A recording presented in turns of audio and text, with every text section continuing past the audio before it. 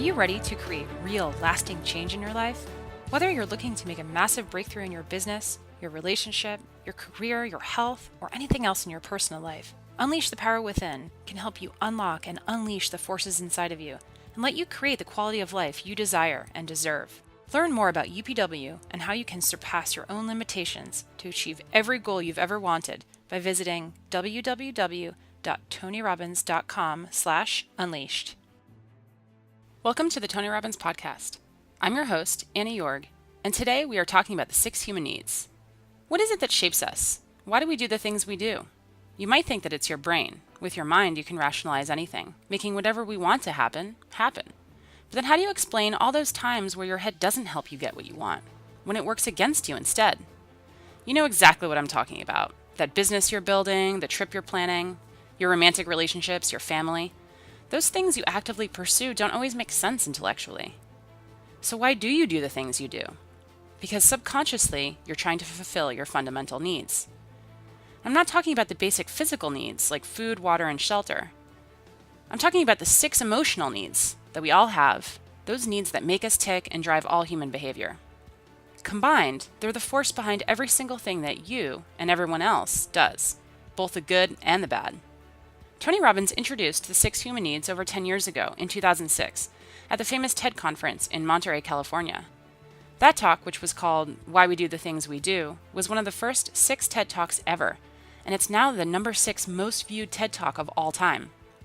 That's right, out of every single TED Talk in history, it's in the top 10. In this episode, you'll hear him go into a deeper discussion about these needs. It's similar to what you would be exposed to if you attend his signature Unleash the Power Within event, and we hope it whets your appetite to attend the next one, coming soon to your area. Whatever people do, they always have a reason. They may not be aware of the reason consciously, but there's always a reason. If someone tries to commit suicide, there's a reason. If someone tries to hurt someone else, there's a reason. If someone is willing to work 18-hour days, there's a reason. If someone doesn't want to work, there's a reason. Now, here's the good news. Having dealt with literally tens of millions of people from hundreds of countries, or more than 100 countries to be accurate, I could be an idiot at this point and have to see there are patterns. There are patterns that'll make you angry and patterns that'll make you sad. There are patterns that'll excite you. There are patterns that'll make you grateful. There are patterns that'll make you completely worried all the time. There are patterns that'll make you feel so absolutely certain you can run through an effing wall. Once you know what the patterns are, you can get rid of the ones that don't work and adopt some of the ones that do more often. And that's a good part of what we're going to do the next few days to give you perspective.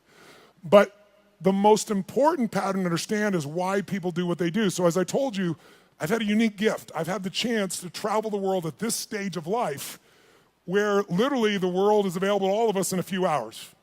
But what I want you to understand is everybody has a reason for what they do, but the good news is there's only 6 reasons. There are lots of different stories, but I can tell you by experience being around the world, there's only 6 reasons. And those 6 reasons are called the 6 human needs. And I'm going to walk you through these. Now, I need you to manage your state for the next few minutes because we're going to go a little deeper on content, but we're going to do it only so in the future for the next 3 days when somebody stands up, you're going to look at them and you're going to go, what's driving them? And I'm going to ask you, which of these needs are driving them? Because once you know what drives somebody, you know how to meet their needs. Or you can predict their behavior and see whether or not they're the right corporate match, personal match, intimate match, because you have to understand it. So what are these 6 needs? They are not goals. They are not desires. If you travel with me around the world, you'll see every culture has different goals. Everybody has different desires, but we all have the same needs. What are they? Number 1 is the need for certainty. Certainty. Now, what the hell is certainty? Certainty is a survival need. We all need to feel certain that we can avoid pain and that ideally we can have some comfort. Why? Because continuous pain would mean continuous damage. Continuous damage eventually means death.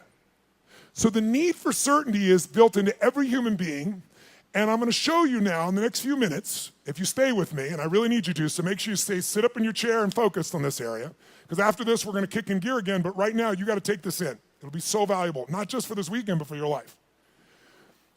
All human beings have the same 6 needs, so why do we behave differently? Because the only thing different in people is 2 things. We all have the same 6 needs, but we don't value them equally. Some people, certainty is the number 1 thing they value. And if they're certainty driven and you try to change anything, they freak out.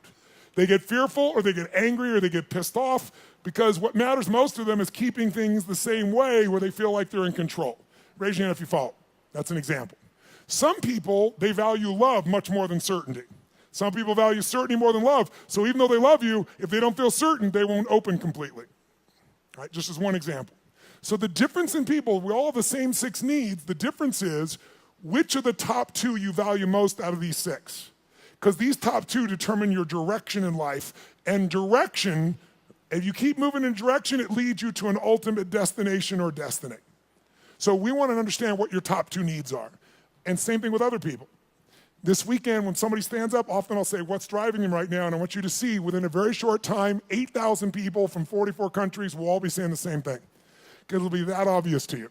You'll be a practical psychologist by the time we're done here. So now, if we know what these needs are, and a person values them differently, we also have to find out 2 people could have the same need, but they have a different belief about what it takes to be loved, or a different need about what it takes to be certain. Some people to be certain need $10 billion. Some people to be certain just need to pray to God. Somebody to be certain need to feel like they have 3 perfect children and they're there every day. Some people that feel certain because I've always figured it out. I don't know what's going to happen, but I know I'll figure it out because I always have. You can get certainty from your past. You get certainty from God. You get certainty by working out intensely. You get certainty by eating food. Too much food especially will put comfort in your body. If you overeat, all the blood goes in your stomach. You start breathing again. So we all need certainty. The only question is it number 1, 2, 3, 4, 5, or 6 on your list? And the second question is, what does your brain say has to happen to be certain? Some people have certainty that's impossible to meet. The young lady over here who was sitting in the chair before we intervened had a blueprint that's never going to be met. It literally would make her unhappy regularly. So we got to know what needs you're after and what's your blueprint. How many got a feeling at least when I'm explaining here right now? It makes some sense to you. Say, I. Awesome. So the first need is certainty. How can we meet our need for certainty? We can do it in ways that are positive, neutral, or negative. I can get certainty in a heartbeat if all I want to do is get really pissed off and freaked out about something. When you get angry, do you get certain, yes or no? You better believe it. So some people get angry all the time because it's their way to get certainty in a life that's uncertain. It has all kinds of negative side effects, but it works in the moment. So listen to me now. Most people meet their needs in a way that works in the moment, but not long term. So they feel good for a short time, like a sugar high, and then they drop emotionally, and they got to do it again, whether it's food or smoking or drinking or whatever it is. So you can meet your needs in positive ways, neutral ways, or negative ways. So if I came along here and I said, what's your name, sir? Chase. Chase, I want to make a deal with you. How much do you weigh? 246. We're going to weigh you in 5 minutes. He says he weighs 246. If you're within that range, I'm fine. Here's my deal. I'm going to put $50 million US cash tonight into an escrow account for you. They're going to weigh you. If you lose 50 pounds tomorrow morning by 8:30 a.m., you will receive that 50 million, otherwise they get it back. Can you do it, yes or no? No? Sure you can. Take off a leg, take an arm, we can get your ass there. There's no question, Chase. Is the goal obtainable, yes or no? Is it achievable? Is it obtainable, yes or no? But it's not sustainable, and that's how most people meet their needs. They use a drug or alcohol or food or cigarettes or something to get comfortable, to get certainty back. But the problem is it has side effects long term. Works in the short term, doesn't the long term. Raise your hand if you follow. Say I. So you could get certainty by overeating or smoking or drinking. What happens when you smoke a cigarette? Take a deep breath in and you blow it out nice and long and slow, full exhale. When most of you are stressed, how many have noticed that you either stop breathing or you breathe really shallow? How many have noticed this in the past? So you smoke a cigarette, and in the moment, it meets your need for comfort and certainty. It's killing you, but it works short term. That's how most people live their life. You can get certainty by working out. If you go on a run really intensely, or you go lift weights, and you push yourself, and all that blood starts pulsing through you, do you feel certain, yes or no? And what's the downside? Zero.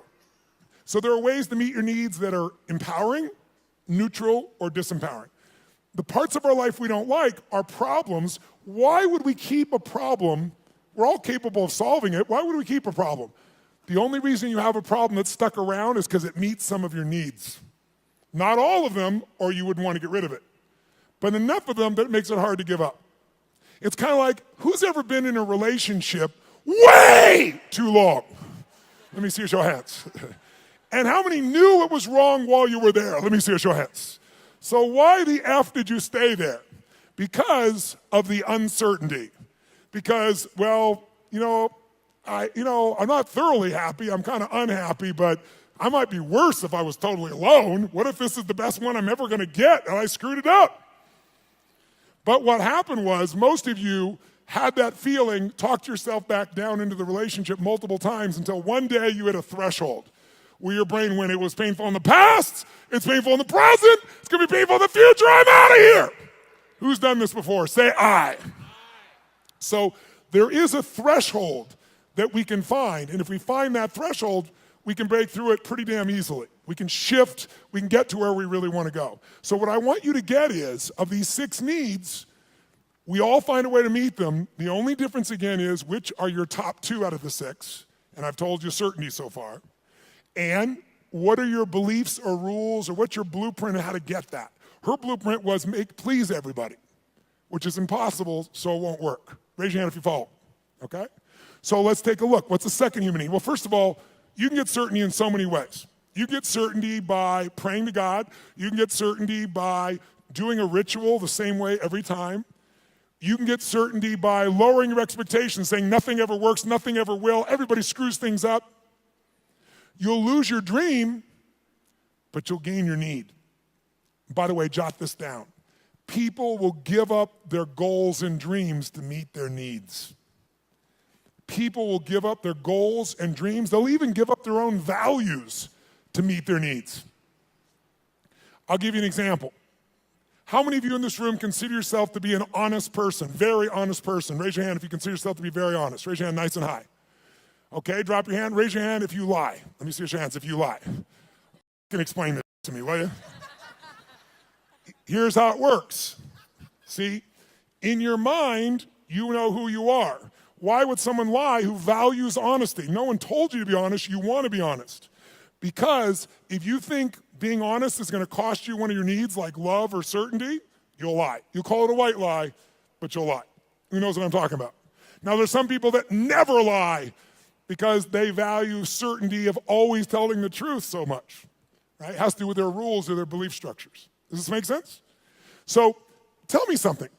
You can meet the need for certainty so many ways, right? So here's the question. You can go ahead. Here's the question. What if you were certain every moment of your life what was going to happen before it happened? What if you knew what people are going to say before they're going to say it? What if you could feel what they're going to feel? What if you knew every moment before it happened what people are going to say and do? In the beginning, that would feel really exciting. But after a while, if you know what's going to happen, when it's going to happen, how it's going to happen, tell me what you're going to feel after a while. What are you going to start to feel? Tell me. What? Bored out of your mind. That's why God, in her infinite wisdom, gave us a second human need. And that second human need is uncertainty. We have a need for uncertainty. We have a need for surprise. We have a need for variety. In fact, what's the phrase? Variety is the what of life? Spice of life. Now, how many of you in this room, raise your hand, how many of you in this room love surprises? Raise your hand if you love them. Say I. Bullshit. You love the surprises you want. The surprises you don't want, you don't want. You call them problems, don't you? So don't tell me you like surprises. You like the surprises you want. Here's my point. Can you meet more than one need with the same action or emotion or belief system? Yes or no? Write this down. Anytime your mind perceives that doing something, believing something, or feeling something meets at least 3 of your needs. So anytime your mind perceives that doing something, feeling something, or believing something meets at least 3 of your needs, then you will become addicted to that thought, that feeling, that emotion, or that action. You can be positively addicted or negatively addicted, but you're going to be addicted. Anytime your brain perceives that something you believe, do, or feel meets 3 of your needs, you'll get addicted to it. Now, I'm going to show you why this is important. Let's look at 2 needs for a second. Is it possible to meet your need for certainty and uncertainty simultaneously, even though they're opposite needs, yes or no? I'll give you an example. Who here has ever rented a movie that you've already seen? Let me see a show of hands. Get a life. Now, I've done it too. Why would we rent a movie we've already seen? We'd rent it, why? Because we've seen it before, so we're certain it's good, and we're hoping it's been so long we forgot enough it'll be variety when we watch it again. Who knows what I'm talking about here? Say I. So you can meet both needs, but if you meet 3 needs, you'll become addicted to that behavior. Whether it's a good behavior or bad behavior, doesn't matter. It'll be a positive addiction or negative addiction, but you'll be addicted. So let me give you how do you get variety? You get variety in positive ways, negative ways, or neutral ways. You can get variety by learning, growing, taking on a new goal, a new challenge. You can get variety through a conversation with a friend. You can get variety by praying to God. There's so many ways to get variety, aren't there? But you can also get variety in negative ways. You can smoke a joint, and maybe that's not a negative way, but it sure will change your state. But it has side effects, right? During that time, you're not going to function maybe at the same peak or understanding. Or some people use other things, cigarettes, alcohol, anything. There's so many ways to get variety. The question is, are your ways positive, neutral, negative, or empowering? How many follow? Because we all have ways of getting that variety, that uncertainty. So here's what I want you to do. 3rd human need is significance. The need to feel unique, the need to feel special. Yes, I hope that picture makes you feel special. Okay? The need to feel unique, special, important. Who has the need to be needed, to feel special, unique, and important? Who do you think has that need? Who has it? Tell me who. What about people who say, I don't want to be special? Do they still want to be special, yes or no? You bet your ass they do. Thou protest too much. Now, they don't want to be so special that you attack them. They might want to stay undercover, so to speak, but they still want to feel special. They want to feel unique. They want to feel needed. They want to feel important. So there are lots of ways to feel special. You can do it by working your ass off, taking huge risks, and achieving something to feel special, or you can tear down everybody else that's trying to build something. Because there's 2 ways to have the tallest building in town. One is work your ass off, take risks, build the tallest building. The other one is blow up everybody else's building. And by the way, which one's faster, which one's easier, which takes less intelligence and less money? Tearing shit down. It happens faster. So that's why we've always had violence, and we always will unless there's a consciousness change. If I live in a tough part of the community, I'm in the hood, and you can walk through my community and you don't notice me, and I feel insignificant, I might take things into my own hands to feel significant. If all of a sudden I put a gun to your head, tell me on a 0 to 10 scale, how certain am I you're going to respond to me now when I put that gun to your head, 0 to 10? 10 is absolute, 0 is not at all. Where would you put it? Quick. Yeah, 100. Is it true? But also, when I put my gun to your head, how significant am I to you in your life, even if you didn't know me a minute ago? If I got a gun to your head, how significant am I, 0 to 10? 100. I'm the most significant thing in your life, and a moment ago you didn't know I existed. And I don't need any intelligence, I don't need background, I don't need education, all I need is a gun and the will to do it. Oh, by the way, just in case there's not enough there to be an addiction, when I put that gun to your head, every time that happens, it's going to be a different game. I know you're going to respond to me, I know I'm significant, but what you're going to say and do is different, so I get variety. So you meet 3 needs, but violence doesn't end there. Because the 4th human need is connection and love. And most people are too afraid to love because they've loved and been disappointed, or they've loved and then lost the love, and it was so painful that now they settle for the crumbs of connection because that's safer. So it's a form of the need, but a low level of the need, but it's still part of the need, and we got to meet it. So if you're going for connection and love, if I cut my gun to his head, on a 0 to 10, I'm a 10 of certainty, I'm a 10 of significant to him, I'm going to have a ton of variety. But are we also connected in a sick way, but deeply connected in this moment? Yes or no? On a 0 to 10, how much connection is there between our lives at this moment when I put the gun there? 100. How many follow this? Say I. So violence meets 4 of the human needs, and that's why we've always had it. That's why ISIS exists. That's why people do the stupid things they do, is they do it to try to meet their needs. The biggest cause of violence, though, if you'll notice, is 95% of the time when it's a terrorist, it's a male. Why is that? Because in the human nervous system, if you're masculine, testosterone is probably large in you. Whether you're a man or woman, if you're more masculine, you got a lot of testosterone. Testosterone is about dominance. It's about significance. It's about domination. And the higher that is, the more they want it. If they look at their life and they're not dominating, and they get really frustrated, they'll do a final act. Men will die for significance. Women will die for love. Now, some men will die for love too, so you know. But biochemically, a female is wired to be able to nurture and to support human beings. We wouldn't exist if it wasn't for every woman in this room, because we all came through one and we wouldn't exist. There's no man that can make this happen. But the women have, and the reason is because they have that connecting power as their strength. Now, can any man become more love-driven? Yes. Can any woman be more significance-driven? Yes.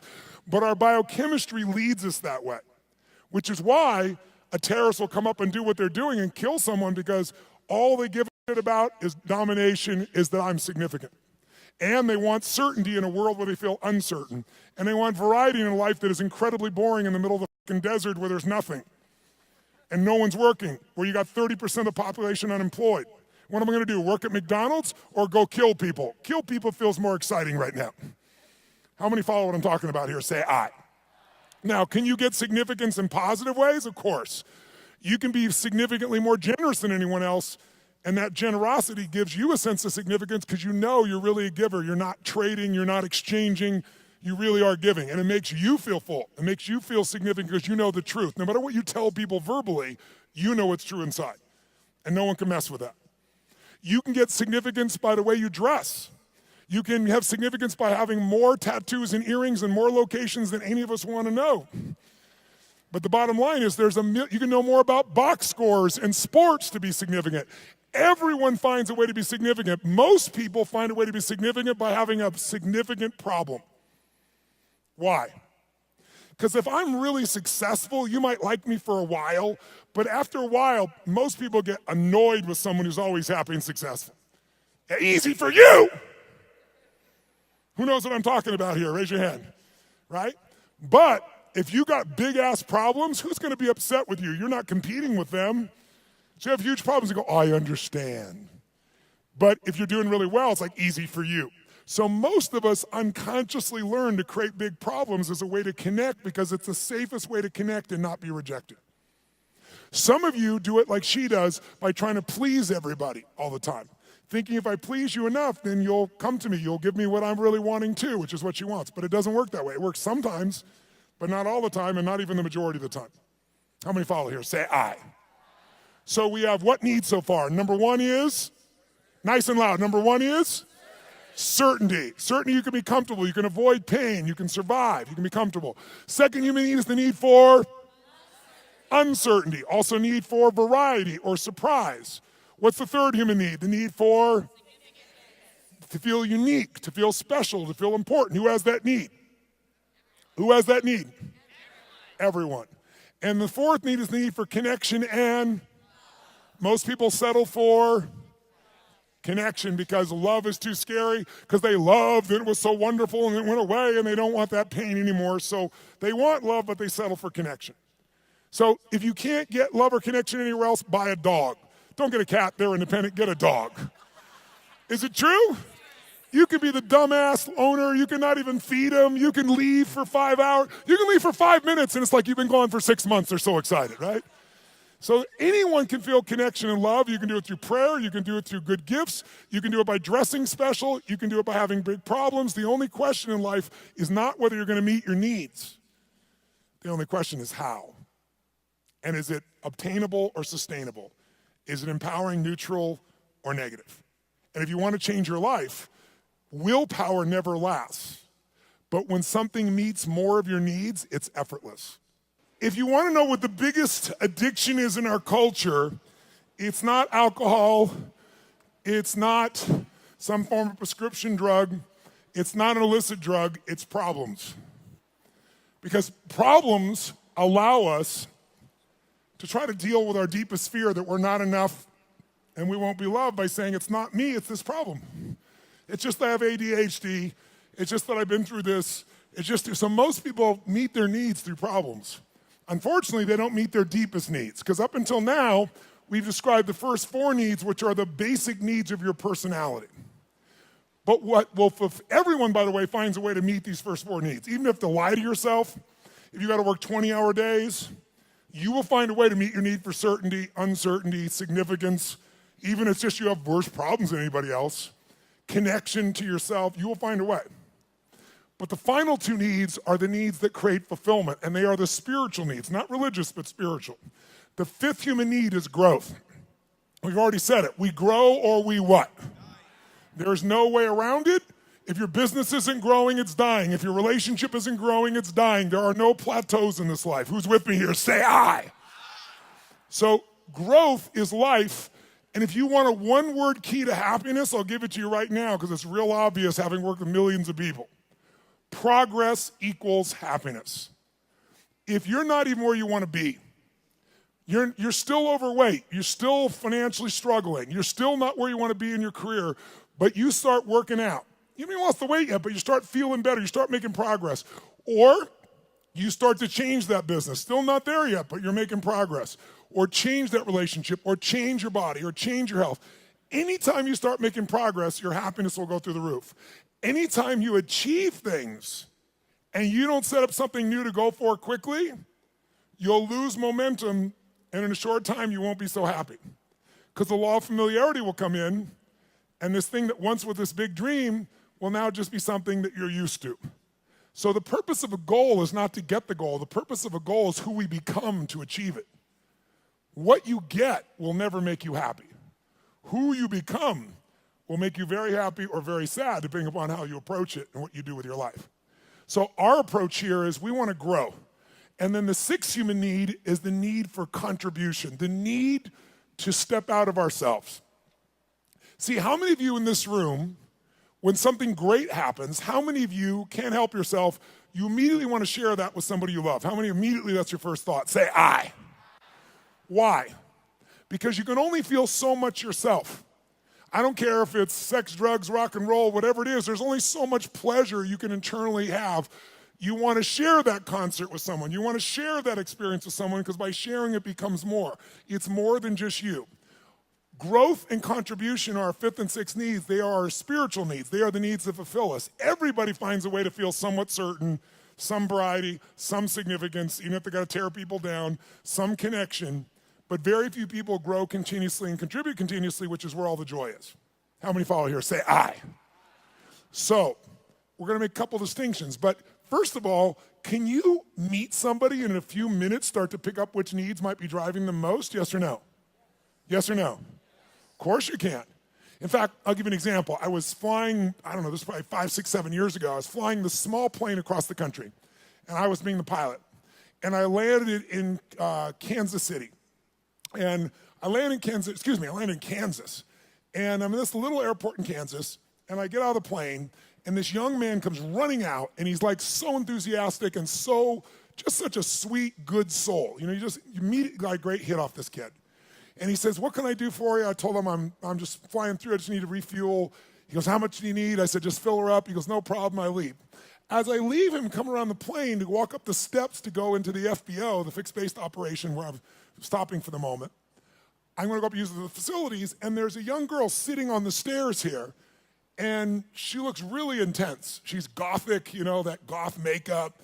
She's got, I don't remember the exact number, but like 15 earrings on one ear, one through the nose, really intense-looking little character.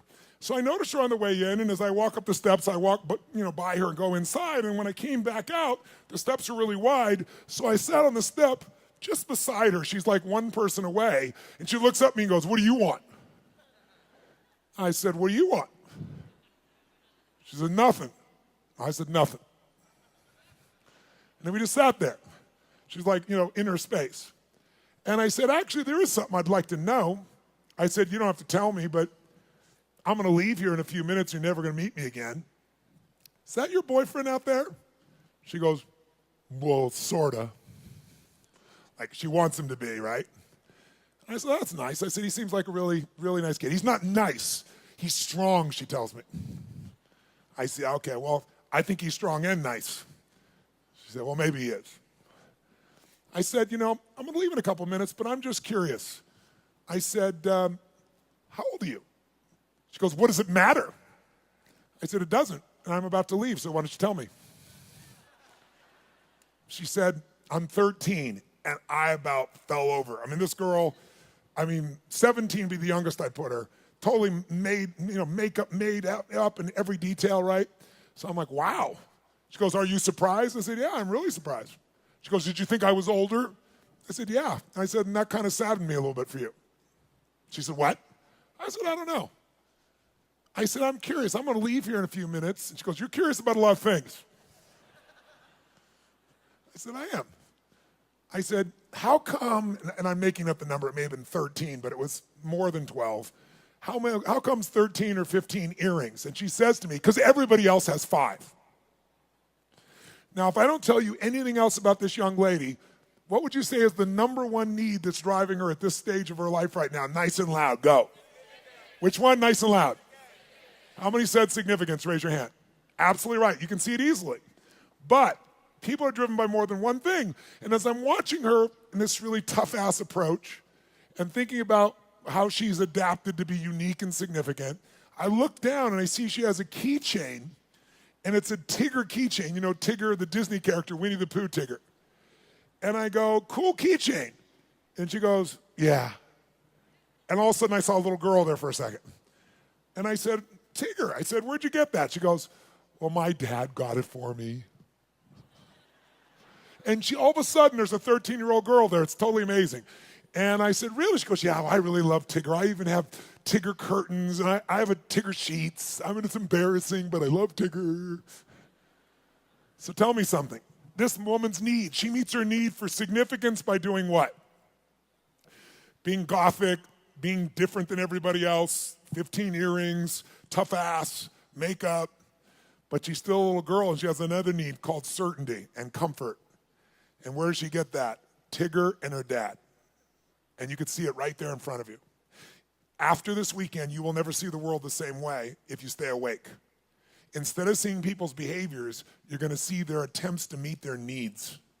And when people do stupid things, they're just starving to meet their needs, and they're finding something that isn't very effective, or it's effective short term, but hurts them long term.